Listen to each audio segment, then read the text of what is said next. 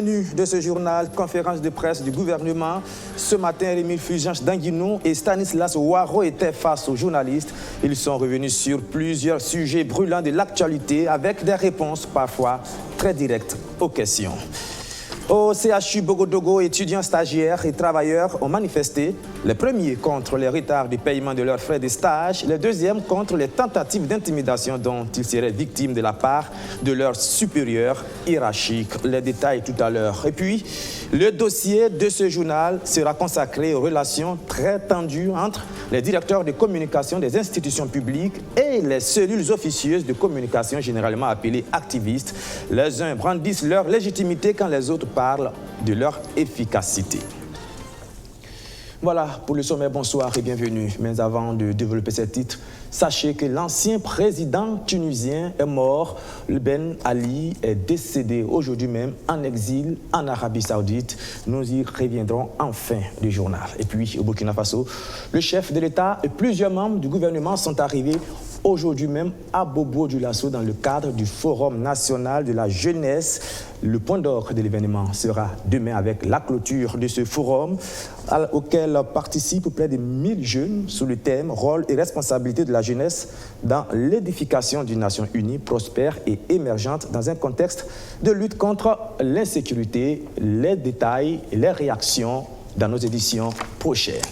Pendant ce temps, à Ouagadougou, Stanislas Ouareau et Rémi Fulgence d'Anguinou étaient face à la presse dans le cadre de la traditionnelle conférence de presse gouvernementale. Répression de la marche de l'unité d'action populaire, affaire refus d'évacuation sanitaire du général Djibril Bassolé ou encore rétention des salaires d'agents de la fonction publique pour faire des grèves. Sur toutes ces questions, le gouvernement s'est expliqué ce 19 septembre et vous allez l'entendre, c'est un Rémi Fulgence d'Anguinou plutôt très offensif qui était face à la presse. Arsène Kanditamdé pour le compte rendu. La marche meeting de l'unité d'action populaire, dispersée à coups de gaz lacrymogène par la police. De l'avis de l'autorité, elle serait illégale. Un argument soutenu par le ministre de la Communication lors du point de presse du gouvernement ce 19 septembre. Donc il y a des gens qui vont marcher, qui peuvent marcher. Donc ceux qui vont sortir, ils vont marquer sur leur front cadre supérieur. D'autres vont marquer pour pouvoir... On veut faire un mouvement de grève où tout le monde est impliqué. Et on veut faire la différence entre les délais qui servent une personne et les autres. Mais je me dis, si vous décidez que pour les uns c'est 15, pour les autres c'est 3, comment vous faites la différence? Ils vont sortir marcher comment? 15 jours francs à compter du 2, le délai pour que ça court, c'était le 17 à 23h59. C'est ce que les textes de loi disent. Depuis que le président, son Excellence Macky Sall Kabore est là, nous n'avons jamais interdit une marche ou une grève. Les marches ne sont pas de notre ressort. Interrogé sur les coupures de salaire que subissent certains agents de la fonction publique suite aux incessants mouvements d'humeur, Rémi d'Anguinou estime que c'est dans l'ordre des choses. Je trouve que ça va dans le bon sens. Vous dites que vous faites 0% d'activité, vous prenez votre argent à la fin du mois, mais vous allez pour faire quoi? Vous ne travaillez pas. Et à partir du moment où la loi dit que cette forme de manifestation-là n'a pas de base légale, on considère donc que vous avez perçu, c'est comment on appelle ça dans la fonction, il y a des trucs à recouvrir, il faut qu'on recouvre ça. Le samedi 14 septembre dernier, se tenait à Ouagadougou le sommet extraordinaire des chefs d'État de la CEDEAO. Un événement retransmis en direct sur les antennes de la télévision nationale, avec l'aide de partenaires privés, du fait du mouvement d'humeur du personnel des médias publics. Une action qualifiée de piratage par les techniciens, mais le ministre reste droit dans ses bottes. J'ai diffusé la conférence de presse le vendredi du G5 Sahel sur l'énergie. J'ai diffusé la cérémonie d'ouverture aux heures où ils ont indiqué, mais j'ai diffusé également la cérémonie de clôture l'après-midi. Et je l'ai fait avec l'accord du directeur de publication de l'organe. Je ne suis pas allé rentrer comme ça. J'ai demandé l'autorisation du directeur de publication de l'organe. Est-ce que nous pouvons mettre ces signaux à votre disposition? Ils l'ont accepté et on l'a diffusé. Donc si les gens estiment que je suis un pirate, je répondrai devant la justice. Et ça ne me fait pas plus mal que ça. Condamné à 10 ans de prison pour son rôle dans le coup d'État manqué de septembre 2015, la santé de Djibril Bassolé ne cesserait de se dégrader. Ses proches appellent à son évacuation sanitaire. Pour le porte-parole du gouvernement, c'est à la justice de trancher. L'autre sujet majeur de cette conférence de presse gouvernementale, c'est bien la rentrée scolaire et les énormes défis qui attendent le ministre de l'Éducation nationale. Entre le redéploiement du personnel enseignant et des élèves déplacés internes qui ont fui le terrorisme et la sécurisation des écoles dans les zones dites rouges. Stanislas Ouaro assure que les mesures sont prises pour aboutir à une année académique à peu près normale en 2020. Arsène Konditamde. Pour la rentrée des classes 2019-2020, le gouvernement dresse sa liste de fournitures. Cet élève permanemment soumis à des tests de niveau veut réussir son année académique. Pour cela, il lui faut s'équiper conséquemment pour ne pas buter sur certaines matières. Pour la nouvelle année académique, la sécurité sera son principal défi. Ce cours lui avait donné du fil à retordre l'année précédente. 2152 écoles primaires ont été affectées. Donc, il y en a qui ont fermé pendant toute l'année. Il y en a qui ont fermé momentanément et qui ont pu réouvrir. Alors, pour les établissements qui n'ont pas pu réouvrir donc, toute l'année, les réouvertures se feront au fur et à mesure que la sécurisation des localités concernées est effective. Et nous allons procéder à ces ouvertures en concertation avec les forces de défense et de sécurité, ce que nous faisons d'ailleurs, ainsi que les autorités administratives des localités concernées. La situation des élèves déplacés internes, une nouvelle épreuve à laquelle le gouvernement devra faire face. Il dit être décidé à engranger de bonnes notes et prévoit déjà un programme spécial de révision. Si des dispositions sont prises pour faciliter leur réinscription, donc on connaîtra des phénomènes éventuellement de sureffectifs, mais avec des doublements de personnel, là où on n'a pas la possibilité de pouvoir augmenter les capacités d'accueil, et là où c'est possible, donc nous allons augmenter les capacités d'accueil pour permettre donc de créer des classes temporaires. Nous allons aussi fournir, comme on le fait dans les autres zones, des kits scolaires et éventuellement l'octroi aussi de bourses aux plus vulnérables. La gestion des ressources humaines, la matière dans laquelle le gouvernement récolte chaque année ses pires moyennes. Cette année, le redéploiement du personnel pour nécessité de service vient compliquer davantage ce coût trop volumineux que Stanislas Ouaro a du mal à assimiler. Et en ce qui concerne justement le préscolaire et le primaire, à l'issue donc de l'opération d'affectation spéciale pour nécessité de service, 10 079 enseignants et 419 agents qui exerçaient dans des bureaux ont changé de poste d'affectation, soit à l'intérieur d'une circonscription d'éducation de base, soit d'une circonscription d'éducation de base à une autre, soit à l'intérieur d'une province, soit d'une province à une autre, soit d'une région à une autre. Pour cette rentrée académique, le gouvernement veut rassurer. Mais comme chaque année, le front social reste l'équation à plusieurs inconnus qu'il faudra résoudre avec tact pour éviter les résultats catastrophiques. Journée très mouvementée au CHU de Bogodogo ce jeudi. 2 manifestations de mécontentement se sont déroulées sur place.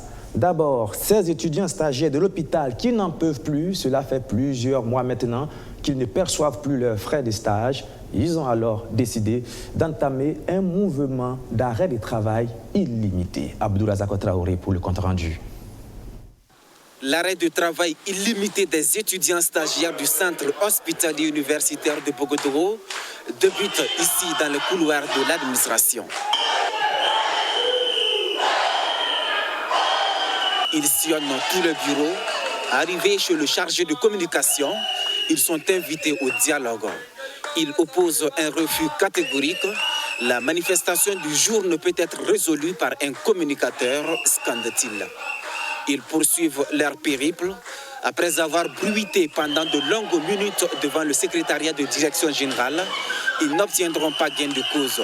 C'est finalement le directeur de l'administration financière qui se jette à l'eau. Il tente d'expliquer les motifs de la suspension du paiement des frais de stage. Que la subvention est épuisée. Et on est même allé préfinancer jusqu'à 3 millions et quelques pour ajouter.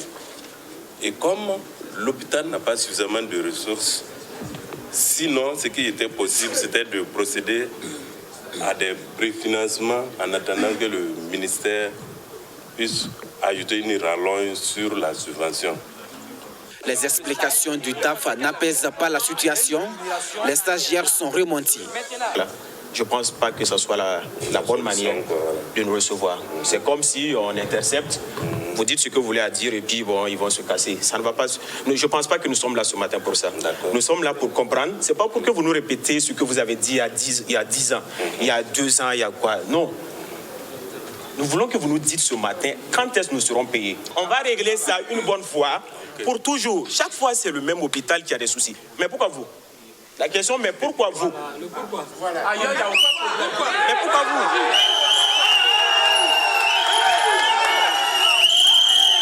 La situation perdure depuis des mois et c'est le CHU de Bogotogo seul qui connaît cette difficulté.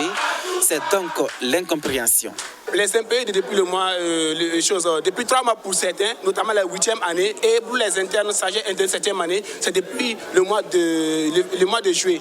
Des permanences, et ils font de la garde. Ceux qui sont des permanences, par exemple, ils sont obligés de se nourrir à leurs propres frais. Tu peux venir faire une permanence, tu montes le matin, tu descends carrément le soir, et à 17h, 18h, même à 20h. Et là, tu es obligé de te payer toi la restauration, et ensuite, tu payes ton carburant, tu rentres à la maison le lendemain, tu es tenu d'être là tous les jours. Et là encore, à la fin du mois, tu n'as pas droit à ton frais de stage. Toutes leurs tentatives pour rencontrer la directrice générale du CHU ont été vaines. Les manifestants s'estiment à plus de 200 à être concernés par la situation de retard. Je vous le disais, le centre hospitalier et universitaire de Bogodogo a connu une véritable effervescence ce 19 septembre, puisqu'en plus de l'arrêt du travail illimité entamé par ses étudiants stagiaires, les travailleurs, eux, sont en sit-in depuis hier. Répondant à l'appel du SINCHA, ils protestent ainsi contre, disent-ils, les tentatives d'intimidation dont ils sont victimes. Les explications de Abdourazak Traoré. C'est un sit-in qui s'inscrit dans la même ligne que le mouvement d'humeur enclenché par le Bureau national du SINCHA, le syndicat national des travailleurs de la santé humaine et animale. Depuis des mois, le syndicat s'abstient de fournir les rapports statistiques et d'effectuer les tournées et missions. Des actes sont également effectués gratuitement. En exécutant ces mots d'ordre au centre hospitalier universitaire de Bogotogo, ces agents affirment être primés par la hiérarchie. C'est le motif de leur débrayage.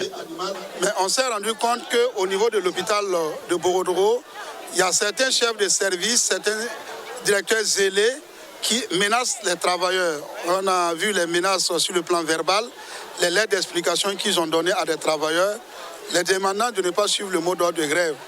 Donc les travailleurs, pour défendre les libertés syndicales et politiques, ont décidé d'organiser 72 heures de sitting pour dire non à ces genres de comportements, à ces genres de réactions. Les intimidations sont d'actualité depuis belle lurette, déplorent ces agents. Mais la goutte d'eau qui a fait déborder le vase, c'est quand certains responsables se sont manifestés avec violence. Ce qu'on appelle les intimidations, si nos camarades n'avaient pas eu de la retenue, ils allaient venir aux mains. Puisque quand vous parlez à quelqu'un et vous prenez le doigt, vous le menacez ouvertement, c'est sûr que si la personne n'a pas la capacité de se retenir, il va réagir. Donc on allait à venir aux violences sur le plan physique. Mais on n'en est pas là pour le moment. Le mouvement est entamé depuis hier mercredi. Il prend fin ce 19 septembre. Il consiste à boycotter ses obligations entre 7h et 11h. La direction générale de l'hôpital n'a pas souhaité s'exprimer sur le mouvement d'humeur. À présent, le dossier de ce 19h30, il nous amène au cœur d'une guerre larvée entre, d'une part, les chargés ou directeurs de communication des ministères et autres institutions publiques, et d'autre part, ceux qu'on appelle généralement des activistes. Ce sont des cellules de communication officieuses à la solde des ministres, directeurs généraux ou autres autorités publiques et politiques. Tenez-vous bien, ils sont parfois plus écoutés, plus influents et plus dotés en moyens. Alors, entre les deux camps, c'est la confrontation permanente. Dossier signé Archimède Boy. Une délégation de la Ligue des conseillers, directeurs et chargés de communication et de marketing du Burkina Faso, l'IDICOM, reçue en audience par le Premier ministre burkinabé, Christophe Dabiré. Une visite dite de courtoisie, mais en vérité, les chargés de communication des institutions publiques en avaient gros sur le cœur.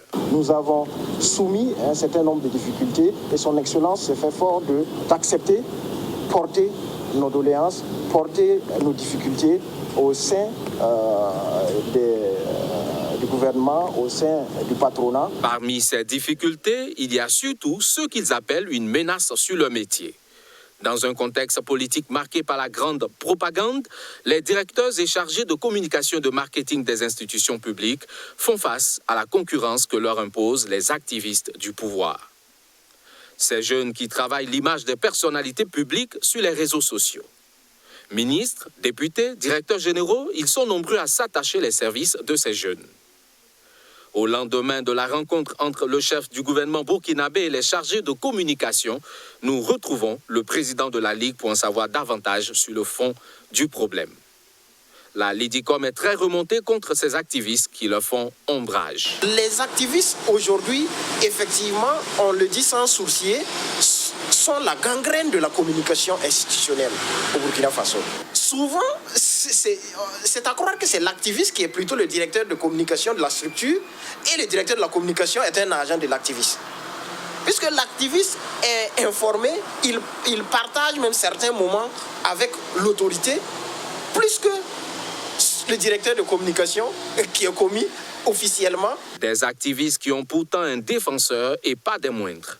Le ministre en charge de la communication, porte-parole du gouvernement. Pour Rémi Dandinou, une autorité devrait avoir autour d'elle des activistes. C'est même de bonne guerre. Il était l'invité de l'émission Surface de vérité sur BF1. Ce sont des jeunes qui sont engagés, parfois politiquement. On ne peut pas leur dénier le travail qu'ils font. Vous savez, la nature a horreur du vide. Si vous n'occupez pas un espace, c'est d'autres personnes qui l'occupent. Si un ministre doit attendre 2 jours pour qu'il y ait sur cette toile-là des résultats d'une activité qu'il a menée, alors que ces jeunes-là sont capables de le faire dans les 3 heures qui suivent, je pense qu'il y a un problème. Mais tous les ministres ne sont pas d'avis avec le porte-parole du gouvernement. Abdoul Karim Sango en fait partie. Il est en charge de la culture et du tourisme. Il dit n'avoir pas d'activistes à sa solde. Moi, je n'ai pas de vous là. Parce qu'on a reproché ça à votre prédécesseur. Ça, c'est son problème.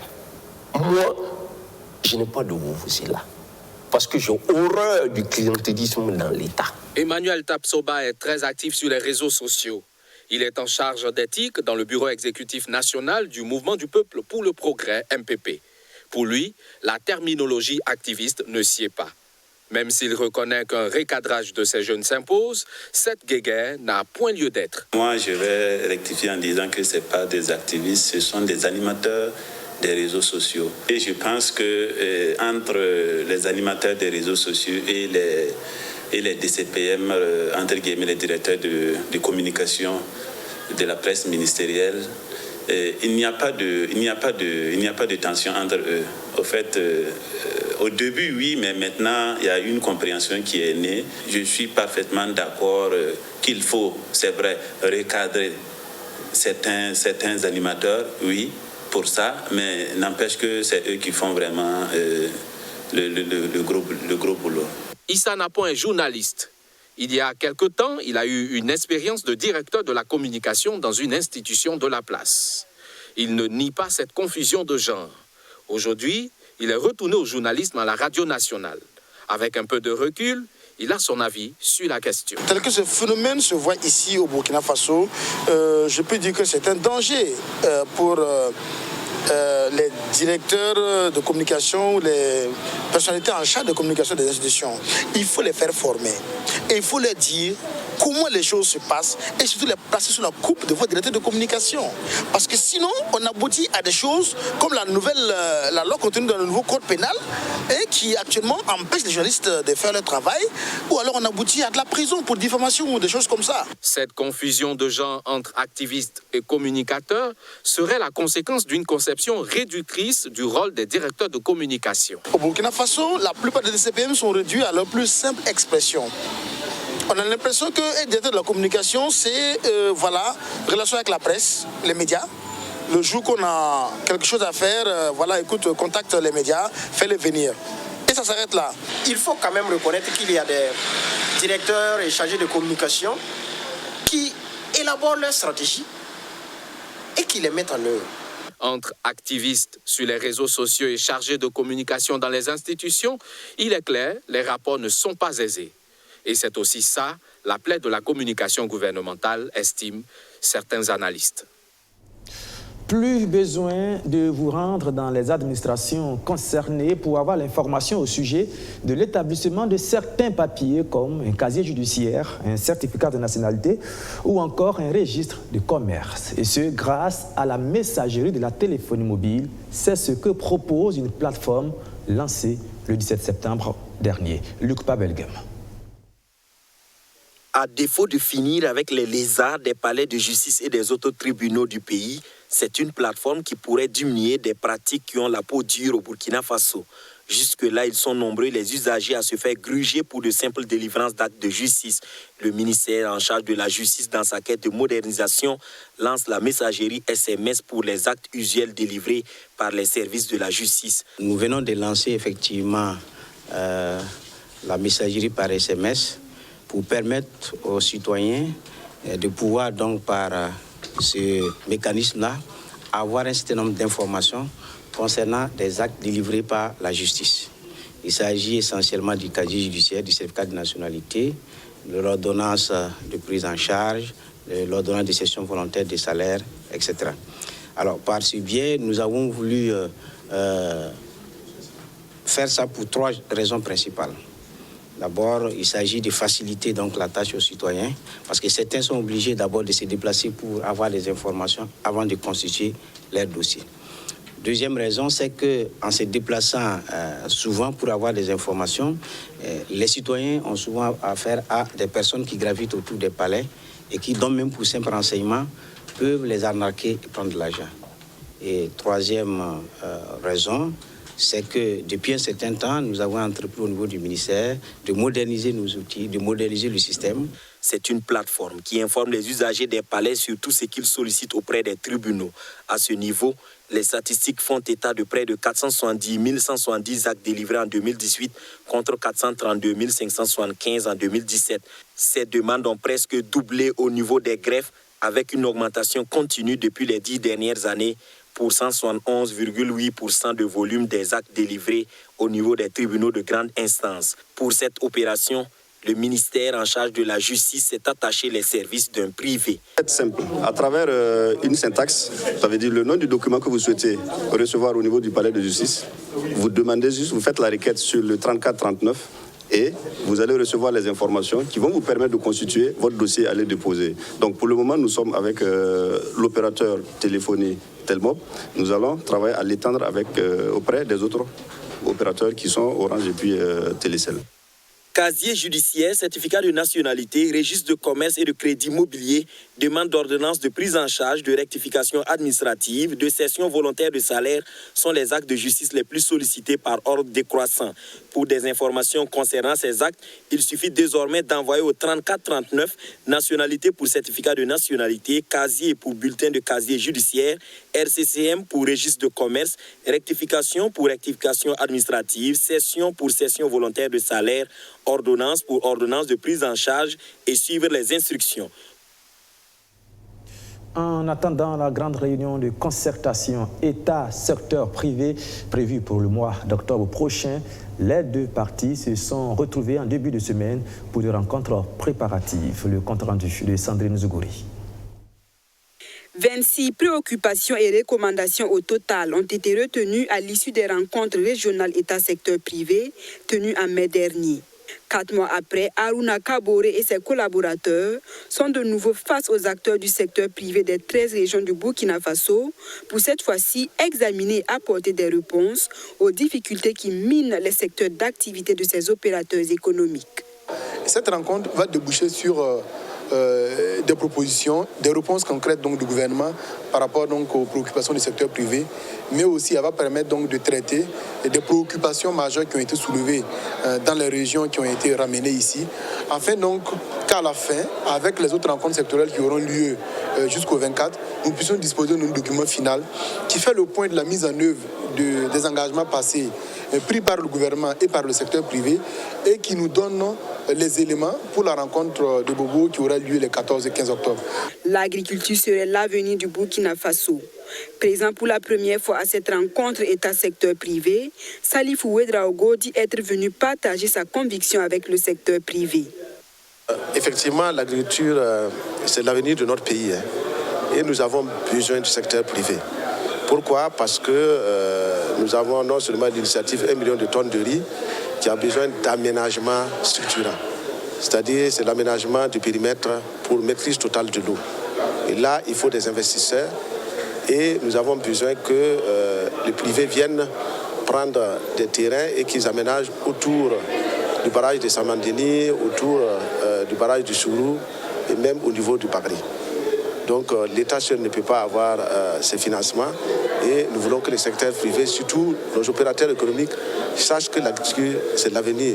Pour les acteurs du secteur privé, ce cadre de concertation et d'orientation pour le dialogue État-secteur privé CODESP permet d'améliorer le climat des affaires au Burkina Faso. Et c'est d'ailleurs un cadre unique dans la sous-région et que l'État d'un pays se rencontre le secteur privé et chacun énumère ses difficultés et nous avons les réponses. Nous avons vu une évolution qualitative depuis plusieurs années et nous sommes aujourd'hui fiers de dire que nous commençons à voir les résultats de tout ce qui a été sémé depuis quelques années. L'exemple type, c'est les interdictions d'importation du sucre et de l'huile et de l'alcool et la régulation au niveau du ministère du Commerce et de l'Industrie et témoin de l'implication réelle de l'ensemble du gouvernement et de l'État tout entier dans nos préoccupations. Le président CODESP, qui se tient sous le thème « Stratégie d'intégration des entreprises burkinabées dans la chaîne de valeur nationale, régionale et internationale », est la première d'une série de 3 rencontres en attendant la rencontre nationale État-secteur privé prévue à Bobo-Dioulasso en octobre prochain. Voilà, vous l'aurez bien remarqué, c'est un reportage de Madina Sino. Les opérateurs économiques burkinabés, objet d'une véritable opération de charme de la part des responsables du port autonome de Lomé. Une délégation togolaise a rencontré des hommes d'affaires burkinabés. Ils ont discuté des modalités du transit de marchandises qui passent par le port de Lomé. Archimède Boy. Le port de Lomé vante ses mérites aux hommes d'affaires burkinabés. Les multiples actions engagées par le gouvernement togolais ont permis au port de Lomé de se doter des meilleures installations et équipements de gestion des navires, de réduire les faux frais sur tous les circuits d'enlèvement des marchandises, de réduire les frais de douane liés au transbordement des marchandises d'un camion chargé tombé en panne vers un autre. Réduction passant de 300 000 francs CFA à 45 000 francs CFA. À travers cette rencontre, les responsables du port de Lomé veulent trouver des solutions aux problèmes qui minent le transit des marchandises. Ils accordent ainsi une importance capitale à la gestion du trafic burkinabé transitant par ce port. Les hommes d'affaires burkinabés utilisent le port de Lomé depuis des années. Ils ont saisi l'occasion pour exposer leurs difficultés. Nous avions soulevé certaines préoccupations. Il faut dire quand même qu'il y a eu beaucoup d'efforts aussi qui ont été faits au niveau du port de Lomé. Mais les préoccupations, vous savez, ça demeure. Il y en a toujours des petites difficultés. Et ces difficultés-là, nous les avons soumises, notamment la double perception. Nous avons également les récentes mesures au niveau de la direction générale des douanes du Togo, faisant en sorte qu'il y a beaucoup de préoccupations et d'encombrements au niveau du terminal du Sahel qui constitue le point de départ des véhicules burkinabés. Ils souhaitent la mise en marche des projets initiés dans le cadre de cette coopération.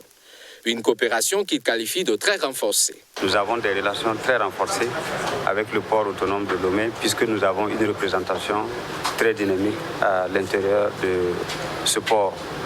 Nous avons des projets en commun qui contribuent à faciliter les échanges à travers la mise en place d'un système de perception unique que l'on appelle la garantie unique.